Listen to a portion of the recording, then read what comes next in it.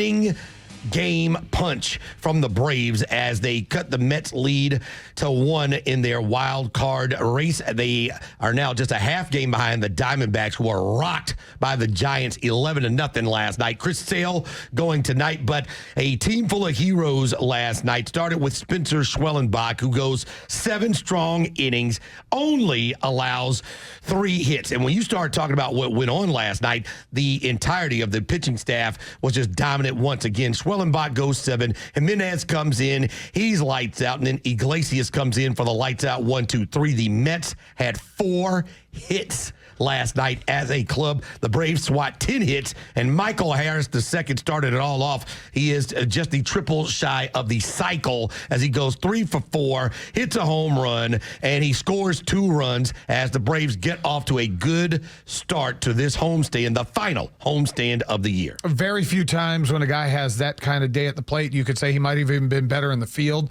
But that was Michael Harris. That diving catch he makes on Acuna's brother. You've played some center field. I played center field in college. Yeah. Mm-hmm. I will tell you, that's a ball that you have to be 100% on.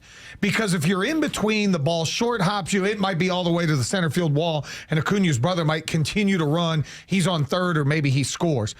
And when it was hit, I go, there's no way he's getting there. And then Harris, just as smooth as can be, dives in. He's left-handed, so he kind of backhands it with the right hand, and he just sits there, and he kind of sits back up with that blank-eating grin. That's right. And it was so awesome to watch. Smooth, athletic, perfect timing, anticipation. You got that, there's no way you make that play unless you anticipate the ball coming to you on every pitch. Right. And you're ready for it. And then you have that reaction that's so athletic and so smooth. So saved some runs there.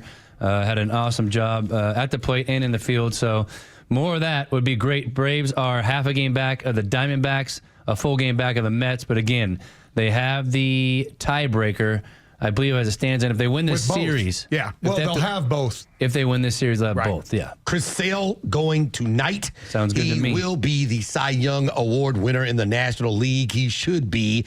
And when he goes out there, good things happen. We were talking about how the Braves were putting guys on base before this series, how they had been scoring runs before this series. Now, in 6 of their last 7 games, the magic number, the Atlanta Braves have scored 5 or more runs. What did they do last night, John Michaels? That'd be 5 or more runs.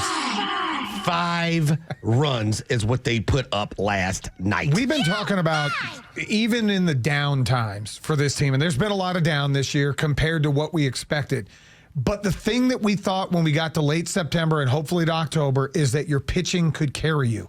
And if you can go out and throw 3 guys and maybe 4, depending on the health of Ronaldo Lopez, when you can throw Schwellenbach, Sale, Fried, Lopez, with a sprinkling of Charlie Morton for innings when you need him, you've got guys that can win against anybody, whether it's the Dodgers. Because think about it. You split the 4 games with the Dodgers, but 3 of the 4 games, really all 4 of the games, your starters were really good. It was just your bullpen gave it up 2 nights in a row. You can shut down anybody and give yourself opportunities. And if you can score 5 runs, I think you got a chance to be a deep World Series or bust postseason. You get to this bullpen, John, and it's like you're going to the executioner because Raisel Iglesias comes out in the 9th. How many pitches did he throw? 5. 5 pitches, and it was over for the Mets. In the 9th. So the Atlanta Braves, they come out, they hit 1 error in the field. We did see Travis d'Arnaud at catcher. So I would like to see him the rest of the regular season. Yeah, Sean, get healthy. If the abs hurt, whatever. You could be a pinch hitter. You could be a defensive replacement in the 8th inning, whatever it may be. You know who else made 5 famous, Finn? There was a guy DiCaprio. Ron Gant. No, not Ron Gant either. None of those guys. Okay. There's a guy named King Kong Bundy. When he was chasing after Hulk Hogan trying to win the championship before WrestleMania 2, his thing was instead of asking for a 3 count to win, he'd tell the referee, count to 5, just to show his dominance. 5. There's number 1. Is there a WWE reference? It was WWF back then. WWF reference. Yeah. I don't like your tone. You want the other one? We played Bonnie Tyler's Hero. Bonnie Tyler's. Bonnie Tyler's. Bonnie, the singer. Yes. I need a hero. They used to play that. If you up late on a Friday, Saturday night, that was a theme music to wrestling at midnight here in Atlanta. So there's your other Is that a one-hit wonder? No. She's done a lot. Come on, dog. Bonnie what? Bonnie Tyler. All right. It is Total one-hit Eclipse. wonder day. Total Eclipse of the Heart. It That is. was hers as well? Yeah, she's not a one-hit wonder. Okay. All right, I'm just asking. Yes, but it is one-hit wonder day. Think about it out loud, because that's our Slice of Life question brought to you by Advanced Hair Restoration online at advancedhair.com. What is your favorite one-hit wonder? One-hit wonder. Jeremy Lin. Oh, the player? Yeah. He had Yeah. 5 hits, and then he played the Heatles, and the Heat just strangled him. Went off for 3 weeks, and then it was all over. Yeah, it was Did you done. see the movie The Wonders with Tom Hanks' kid?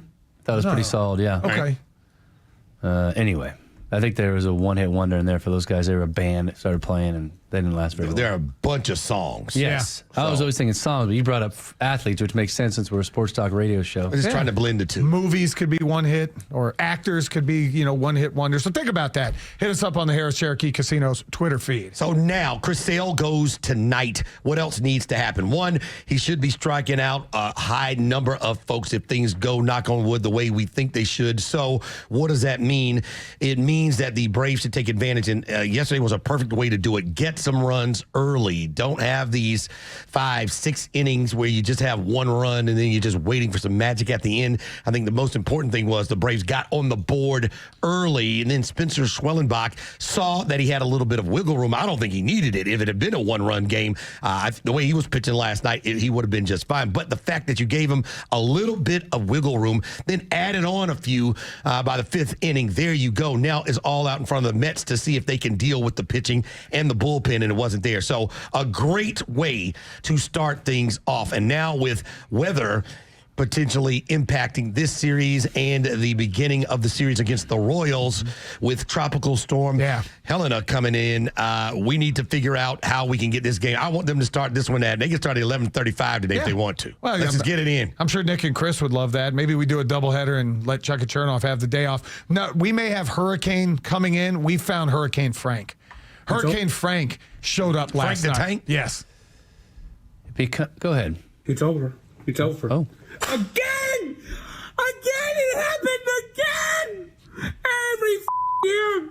Anything God they're gonna lose tomorrow. They're gonna get no hit tomorrow. They're gonna get rained out and they're gonna get no hit on Monday. Not competitive! Not competitive! It never ends! The Braves gonna have little leaguers and still win no game! 999 years from now, it's still gonna be the same! One thing for them is not their manager, Carlos Mendoza. Can you imagine? Sounding like that. Can you imagine if that, how AI will translate what was said? There were some things in there that weren't English, and I'm not sure were words.